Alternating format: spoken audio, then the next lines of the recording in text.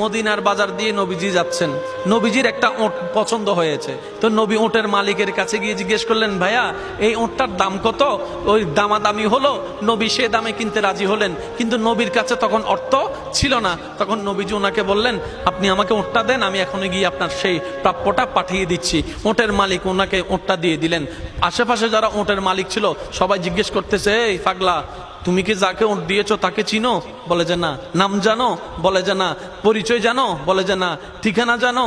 না। তো তুমি যে ওটটা দিয়ে দিলা, উনি যদি ওটার টাকাটা না ফাটায় তখন তো তুমি লসের মধ্যে চলে যাবা। সে ওটের মালিক বলে, এত সুন্দর নুরানি চেহারাওয়ালা কখনো বাটপার হতে পারে না, কখনো চিটার হতে পারে না, কখনো মিথ্যুক হতে পারে না। ওনার চেহারা দেখেই তো আমি ওট বিক্রি করার আগে মনটাই বিক্রি করে দিয়েছি, মনটাই বিক্রি করে দিয়েছি, মনটাই বিক্রি করে দিয়েছি। তোমরা যাই বলো, আমার মন বলে উনি আসবেই আসবে, টাকাটা পাঠাবে পাঠাবে। এই কথা বলতে না বলতে কিছুক্ষণ পরে নবীজির একজন সাহাবা এসে বলছেন, একটু আগে একজনে ওট নিয়ে গিয়েছেন, কাছ থেকে ওটের মালিকটাকে একটু দেখতে চাই। উনি বলে যে আমার থেকে। তো উনি বললেন, আমাদের নবী আপনার থেকে ওটটা নিয়ে গিয়েছেন, ধরেন ওটের টাকাটাও দিয়েছেন, আপনাদের খাবার জন্য কিছু খেজুরও হাদিয়া পাঠিয়েছেন, খেজুরও হাদিয়া পাঠিয়েছেন। ওই ওটের মালিক বলে, ভাইয়া টাকাটাও রাখেন, খেজুরটাও রাখেন, আগে আমাকে ওনার কাছে নিয়ে যান। আমি ওট বিক্রি করি নাই, আমার দিলটাই বিক্রি করে দিয়েছি। ওনার চেহারা মোবারক দেখে আমার মনটাই পাল্টাই গিয়েছে, আমি কালিমা পড়ে মুসলমান হয়ে যেতে রাজি আছি। সুবহানাল্লাহ।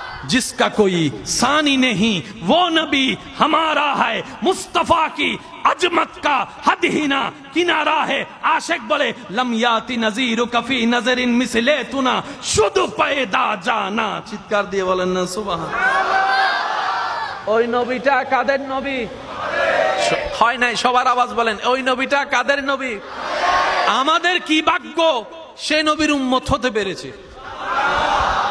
আর একটু জোরে।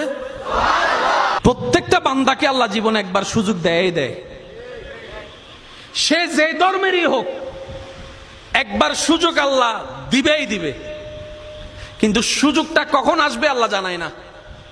তো সেজন্য ওয়াকুনু মা সাদিকিনের আয়াত আমল করতে হয়।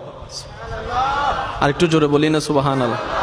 ওয়াকুনু মা সাদিকিন আয়াতের উপর আমল করলে সুযোগটা যখনই আসবে আপনি সুযোগটা ধরতেও পারবেন, নিতেও পারবেন। কেউ হাসরের ময়দানে গিয়ে আল্লাহকে বলতে পারবে না, আল্লাহ তুমি আমাকে সুযোগ দাও নাই, এটা বলতে পারবে না। আল্লাহ পাক বলবে যে অমুক দিন এটা তোর সুযোগ দিছিলাম। আপনি তখন মনে মনে বলবেন, ও মাইলে ফিরে নাই তো নো বুঝি দেয়া না। কথা বলেন, কথা বলেন, কথা বলেন, ঠিক কিনা? আল্লাহ প্রত্যেক বান্দাকে জীবনে কয়বার সুযোগ দেয়? দিবে। হয়তো আপনার এই